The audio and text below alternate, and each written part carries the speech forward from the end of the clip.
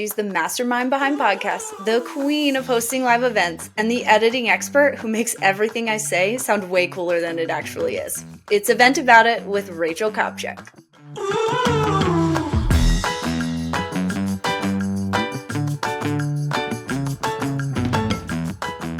Hey everybody, welcome to Event About It. I'm your host, Megan Martin, and if you've attended events or watched TV, you've probably seen our guest this week. She's interviewed everyone from politicians to business visionaries to even star athletes.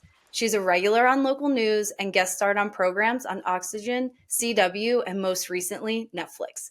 Welcome to the studio, Rachel. Thank you, Megan. We were talking before we started, and I'm the one normally doing the interviewing, and it's so fun to be on the other side. You're the guest this time, so we're excited because your handle definitely lives up to its reputation, lady on TV. I just finished watching Zero Day on Netflix. We're going to talk about that here in a little bit, but it was super cool to see you, especially episode 4, front and center. So tell us a little bit about how you went from sort of the acting on TV into the event space, because you also do a lot of hosting at live events, digital events, even hosting hybrid programs from live events, which is my favorite. How did you get into that? Yeah, well, first I want to talk to you about the Lady on TV handle, because that was actually born at an event. My first ever event, I worked doing digital content. They had the digital content all around the lobbies of the convention center, and they were playing me on a loop, right? And it's my face, and it's looped for 4 days. And all of these people just kept going, "Oh, you're that lady on TV. You're that lady on the TV." And I was like, yes, I am. And I have a crazy last name, Kopczyk. It's spelled nothing like it sounds. And that was when like Instagram was being born and all of these things. And I needed something that people could easily like find, because nobody can find Kopczyk. You have to like copy paste, right? to find it. So I love that that's how that even started. And then getting into the events world, I was working in local news. I started out as a local news producer and did on-air stuff, lived in multiple cities doing that. And the show I was on CW Oxygen ended up going off air. And I was looking for part-time job, full-time job, whatever I could find. And I ended up getting introduced to a company that was just starting out creating digital video marketing content for events. And they wanted it to be news style and daily recappy. And I was like, oh, well, that's literally what I do. That's what I've been trained my whole life to do, is produce content and be on camera and interview people. It's like all in my wheelhouse. And it just kind of went from there. Was that your question? Yeah. I'm not the best like person to be interviewed, because I will just keep going. And like, it's so different when you're the host. Anyway, go on. No, I love that. So now that you've kind of been on both sides in live TV, on set with shows and movies and doing live events, like, do you have a preference? Like, would you go back? I mean, obviously you're still doing shows because you were just on Netflix, but do you have a preference? I don't miss local news. It's a real grind. Anybody who's ever done it, and if you've left it, you look back fondly, but also there's some crazy shit that happens in local news and the grind and the phone calls. So I don't miss that. I really do love anything live event. I love presenting on, like, I love the MC side of things. That's so much fun for me. Also because you just get to put it all there, and then you're done. And I'm done. And I go back to my hotel room or go to the event and go mingle with the attendees. And it's just so much fun for me. And I love being able to get audience reaction in that real time sort of performance way without really performing. It's all so much fun. And then being able to act, be in commercials and be on a Netflix show. I really do love all of it. That's awesome. I couldn't agree more about events and having a finite end to it, right? Like, you don't have to keep lingering or thinking about it or bringing the work home. Like, when the event is over, the work's not necessarily over, but like the stress and the headache of like producing said live event is pretty much done, and you can move on to the next one. Yeah, definitely. So with that, all live events things. And Mm-hmm. I just had a thought, like maybe one day we'll have to have a spin-off of event about it, like news about it. And it's like all the Yes. funny chaos that goes on with local news. Cause I mean, certainly here where I live, the local news has some crazy stories. And I've even seen like crazy stuff happen watching. So I can only imagine what behind the scenes looks like producing I said local news. I can't even tell you. There would be an endless amount of stories, Megan. We'll have to produce. I'll have to produce that. Maybe that's my next podcast, is that, because I'm just thinking this is relevant to one of your questions coming up, but the worst mistake I ever made producing local news was I accidentally wrote a script for an anchor. Like, as a producer, that's what you do. You pick the stories that go in the newscast, and then you write all of the words that come out of the anchor's mouth, like 90% of it. And then they just tweak it. And I accidentally killed like a politician. Like, I thought they were dead, but they were alive. And I was so like convinced that they were dead. And I never like questioned it. And I wrote the script, the anchor proofread it. They went on the air and did it. And they were like, so I don't remember who it was. They were like, so-and-so is dead. I was like, yeah. And then he was like, I don't think so. And we looked it up and I was like, oh my God, they're not dead. Am I going to get fired? And he's like, no, nobody watches our news. It's fine. We were like the number 4 station in a market like 190, which basically means the boonies of the backwoods. And literally like nobody watched. And You're I getting was like 50 viewers a week or something. yes, that was my life. That's where I started. Thank God, though, because if I had done that in a bigger market, can you imagine all the emails and like handwritten letters? Oh, there are so many stories, but we can move on and stick to the events stuff. Well, Yeah. that's your new podcast. And that Thank kind you. of leads me into, so for those listening that don't know, Rachel is the magician behind Event About It production. She does all the magic behind the scenes. She also produces her own passion project, House of Hockey, which we know you love hockey. Yeah. And you have a few other podcast clients that you work with. So how did you get into podcasting? Like, it's been around longer than I think people give it credit for. Mm-hmm. I think it's getting really popular now. Why and how did you get into podcasts? I got into podcasts because of a guy I was seeing. I mean, we've all been there, right? Feel free to judge. However, he was a great guy. He's still alive. That sounded weird, like he was dead. He's not dead. Okay. He's still very much alive. And he was hosting a sports podcast at the time, and it was really successful. He'd been doing it, I feel like, for a couple of years. And a girlfriend of mine at the time, we were trying to spitball and come up with something to do. We both love sports, and we birthed the idea of doing a sports podcast, not House of Hockey. It's a different one that I don't do anymore. And the guy I was seeing was so gracious and happy to help. He sat down, he showed me how to do everything from the back end and like what equipment to buy, how to do it, how to upload it, all of the things. And we just took off and started doing it. And then because I was doing that, people started reaching out to me like, hey, you do podcasts. Can you produce my podcast? And I was like, yeah, sure. Let's do it. What do you want to do? And because of my background in news, which is really relevant to events and everything now that I do in podcasting, being able to produce a show and write an intro like you've done and come up with segments and come up with topics and make it interesting for the listeners and the viewers, that was just baked into my brain for so long that it was just a natural transition into the podcast space. That's awesome. Do you see more people transitioning some of their marketing and adding podcasts in there? Like, why do you think podcasts are becoming as popular as they are now?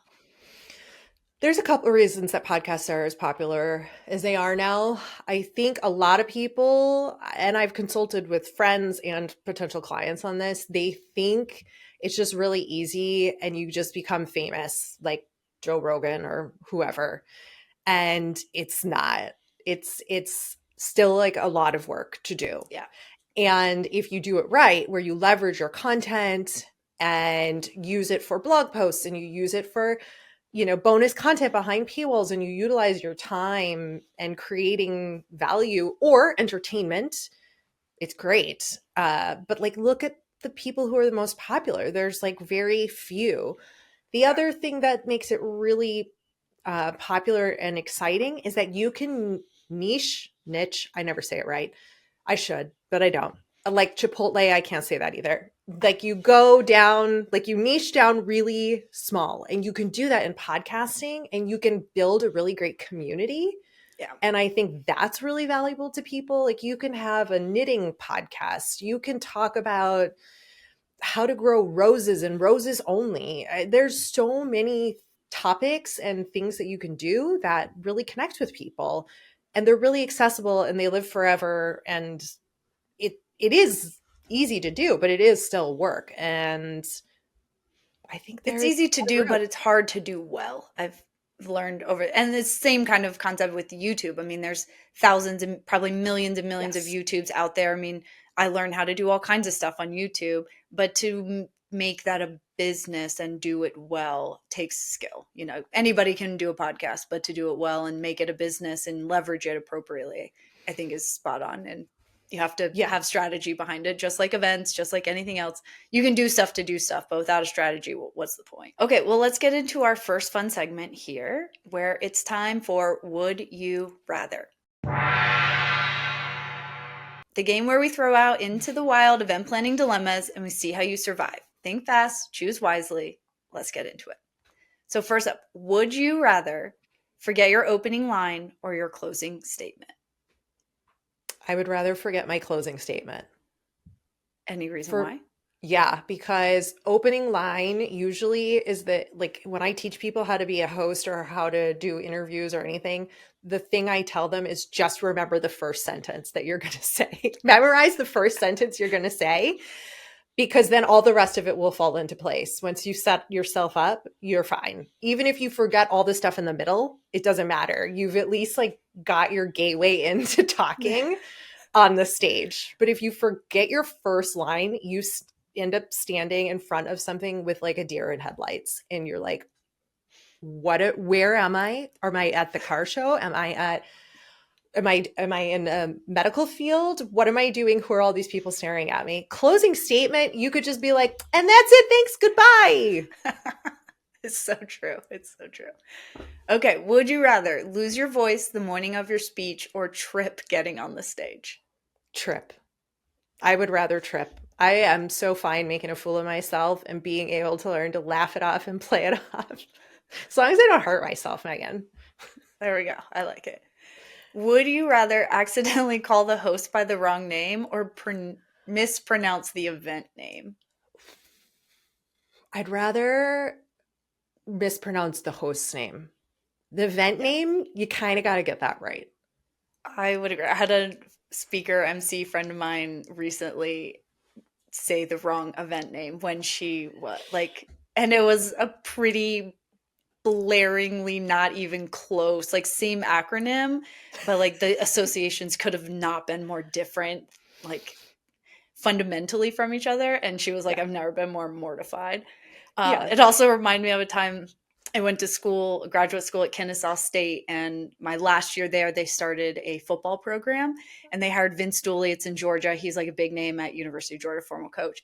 He was on like the exploration committee if they should even do this football program for the school.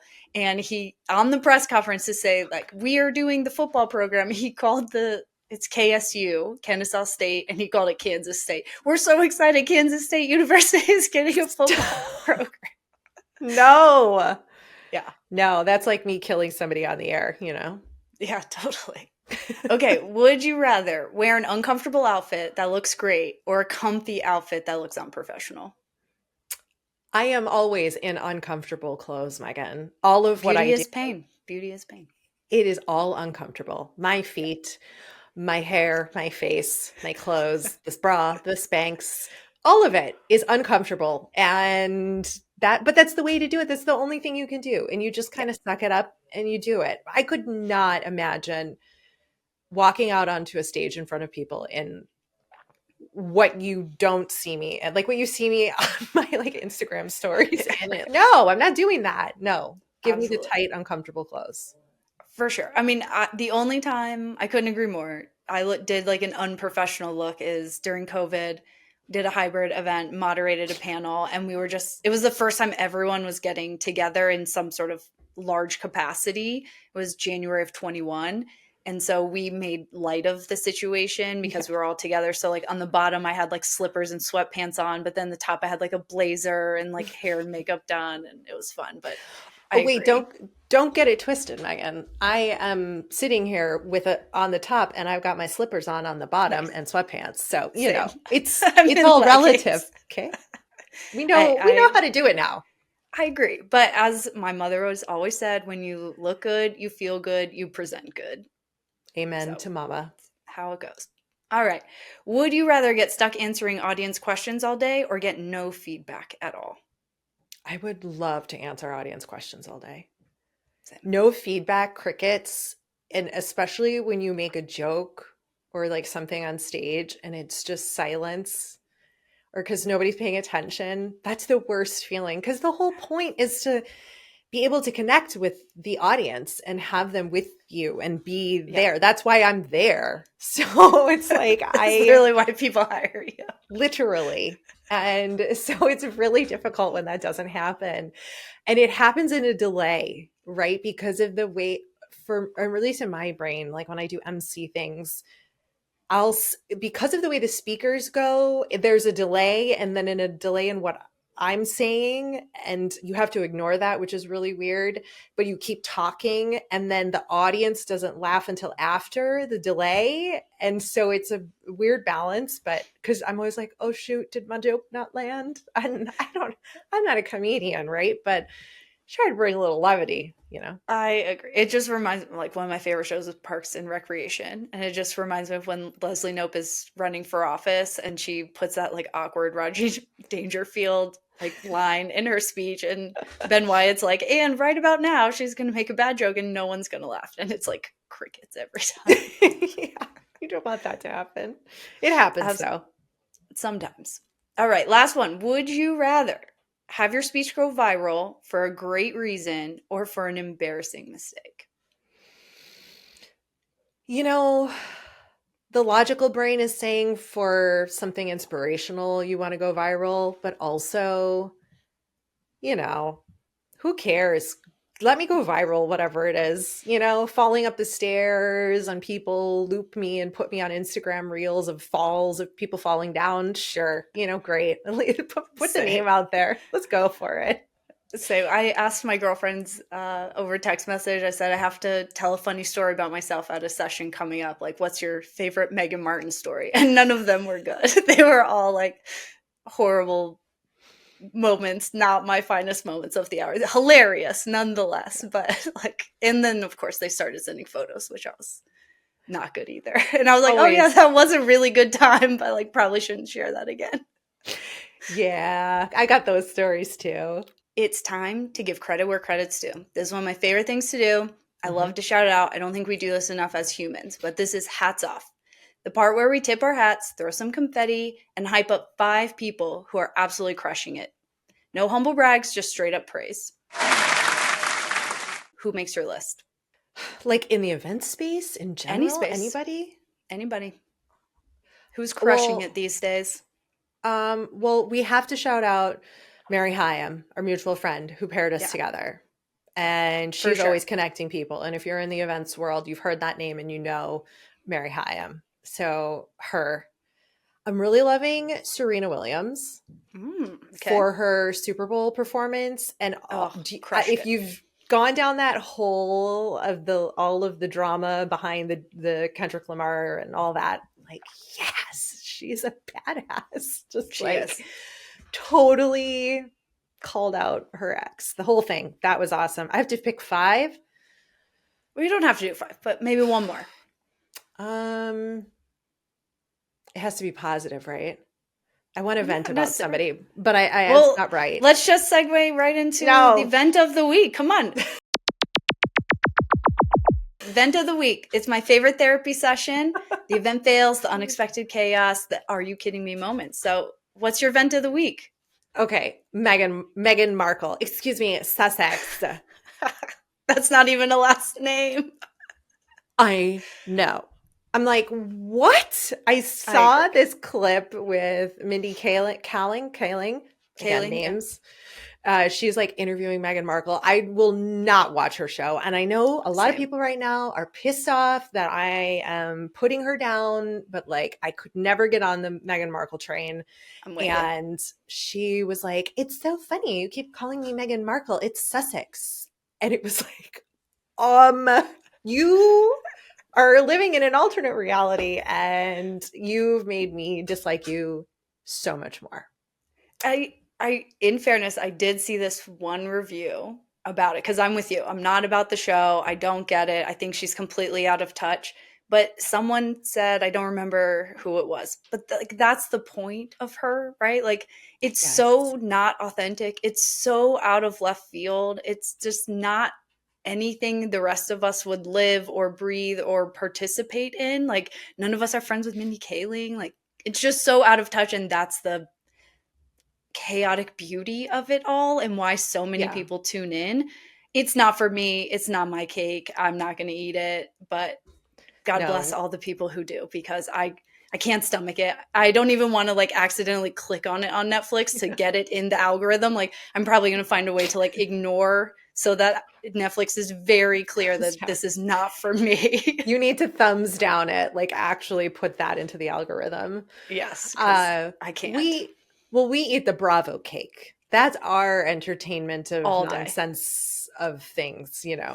Yes, My only listeners will other quickly find that I love all things Bravo. We will talk Bravo. Like anybody wants to talk to me about any Bravo show, I watch all of them. Happy to talk to you all day about it.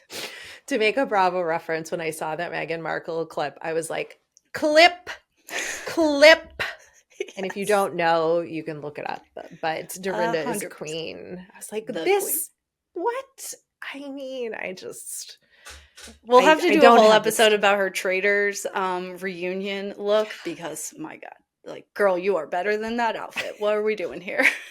Okay, wait, can I vent about one thing in the event space? Yes. It has long bothered me, and I am still going to try to find a solution one day. But the convention center coffee, the free coffee, The is the free coffee to worst. you that the planner has to pay for or the free Correct. okay. The free coffee that the planner you have to pay to provide for not just me, their staff, all the attendees is the worst fucking coffee I've ever had in my life, Megan. It tastes like 8 days old. It's burnt. It's too hot. It burns my tongue. It has no caffeine in it. I'm convinced. Yeah, it's dead. Why? You guys spend so much money for the coffee and tea to be everywhere. And it is the worst thing I have ever had in my life. Like when we say expensive, hundreds of Uh-huh. dollars for a gallon. Like that Mhm. is the most expensive cup of coffee. Like there was one event that I just gave out gift cards to the local coffee shop across the street to everyone because it was cheaper than Yeah. ordering coffee through the venue. Because you're paying hundreds of dollars for a gallon of coffee that gives like I don't know, 12 cups, 15 cups of coffee. It ends up being like $20 for a cup of coffee in some cities you go. It's insane. And it's garbage coffee. It doesn't taste like it shouldn't be called coffee. It should be called convention center water. We could call it whatever we want, but I It is refuse to garbage. drink it. I never drink it. I hate it. I want to come up with a solution, a large scale solution for the kitchens at all the convention centers, even the ones that are like proudly serving Starbucks coffee. No, you're not. No, you're not. No, you're not. Yeah, it might be a Starbucks bean, but it is not Starbucks coffee. No, ma'am, it is not. I got conned into trying one of those, and I took a sip, and I was like, "This, no, it ain't. Mm-mm. You just put that sign out there, and hope people drink it." It's my least favorite thing, and it drives me Yeah. crazy. Oh, I agree. I don't drink convention coffee either. And hey, if any of the hotels are listening, hit us up. We're happy to talk to you about how to make your coffee better. Yes, Because you're like right, it's garbage. whatever kind of machine we can create, and not I'm not talking about Keurigs. Don't give me Yes. another piece of bad coffee. Don't give me plastic coffee now with the plastic pods. I can't. Nope, that's not. Nope. We got to figure out how to make smaller batch coffee and scale it, keep it warm, keep it caffeinated. It's another Or problem for Starbucks, you're another day. listening? Let's talk to Starbucks. We got to get better coffee to conventions. I Amen. feel Thank that you. vent. Feel it. Feel it. I feel better. I feel so much better. Okay. Well, last segment. This is my favorite, absolutely favorite. It's time to event about it. The part of the show where our guest spills the tea on memorable event moments, whether it's huge success, a total disaster, or just pure chaos. We want to hear it all. So share a crazy story with us. You've been to a lot of events. You've hosted even more. So give us a crazy story. Yeah, I can't give you like a happy one. Those are so boring. We're not. Yeah. It's not what we're here to. We want to learn from the mistakes, learn from the disaster. Like everybody shares all the good stuff. Like we want the real stuff. I think the worst event was my first ever event where I was producing digital content. I had never been to an event or a conference in my life, and I got hired to produce daily recap videos. And that's where the lady on TV was born, amongst all of the other things that were happening at this event. Our server crashed while we were in a mid-edit, and it was like 11:30 p.m. And this has to go to like shuttle buses and all these things. And we were there till like 2 a.m. trying to recover this content and all this edit. On top of it, the meeting planner had a medical emergency and couldn't come to the event. My first ever event, meeting planner can't come. I have no idea what I don't even know what a conference is. I've never been. I'm just making videos. Like, I don't know what's happening here. With no planner. Oh man. The planner had a wonderful team of people, but like the planner was gone, who like birthed this idea and hired us, and it was their baby and it was their project.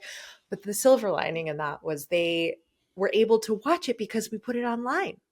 And they weren't able to be at the event, but they were able to see what was happening at the event. This was before, COVID, and like now everybody has this like virtual side of events. But of course, the worst part was a rat was running down the hallway near our room, just big ass rat running around. There were also rats up in the ceiling of our workroom, scratching along that ceiling stuff. Gosh.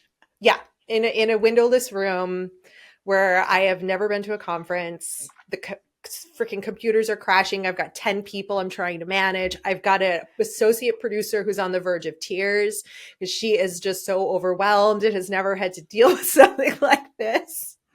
It was a lot for your first event. If anything went wrong or could have gone wrong, it did.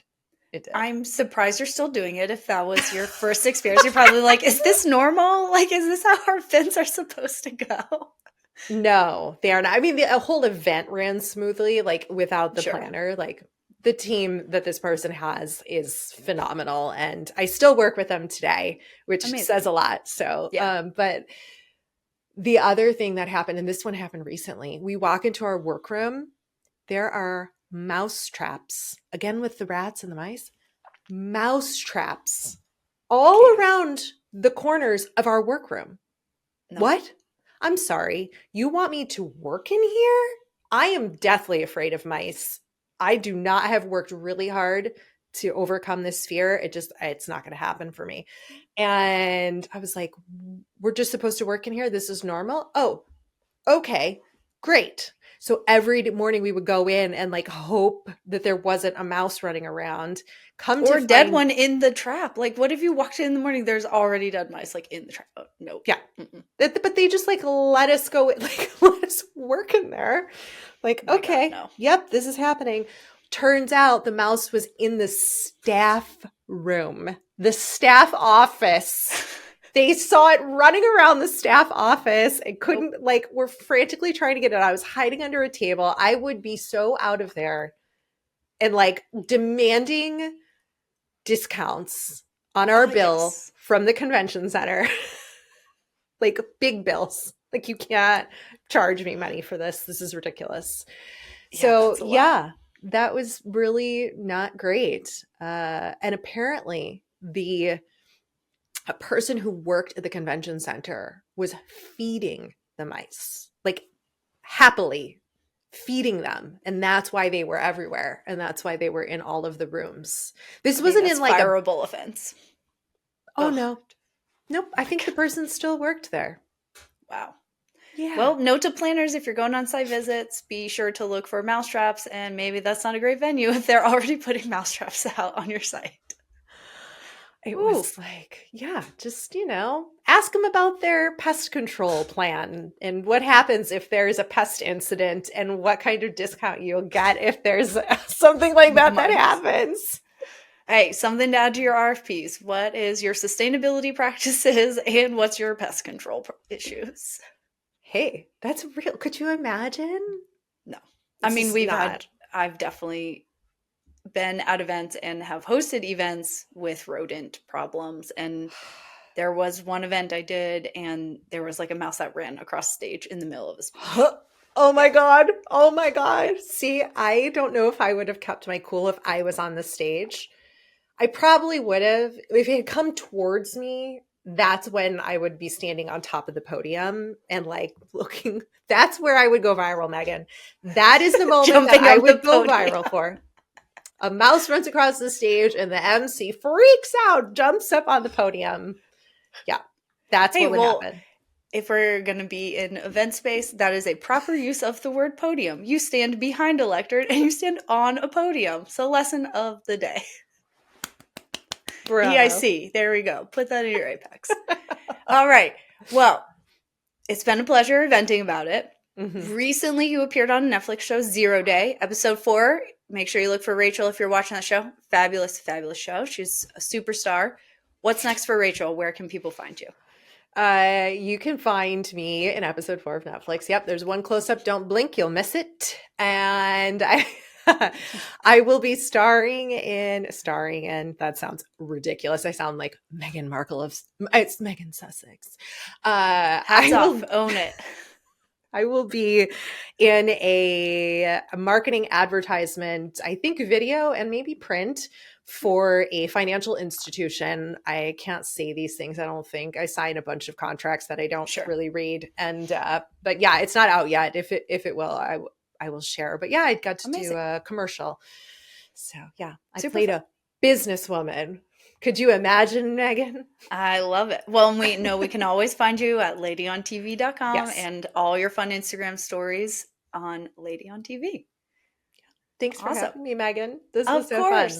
Well, that's all, folks. Thanks for joining us for another episode of Event About It, where we turn event mishaps into marketing gold. If you've enjoyed the chaos, don't forget to subscribe, leave us a review, and share this with anybody who needs a good laugh. Other ways to engage with Event About It, head to our website, eventaboutitpodcast.com, send us a voicemail, contact form, or even email us all your events, all your stories. Promise they stay anonymous, and we'll feature them on a future episode. And while you're there, be sure to join the Square Squad, where you can access bonus content, engage with episode guests, and catch the Event About It after show for dynamic dialogue, where this week, Rachel and I flip the script, and she gets to ask me the burning questions about why this podcast, why now, and what we hope to improve about events in the future. Until next time, keep growing, keep laughing, and definitely keep eventing about it.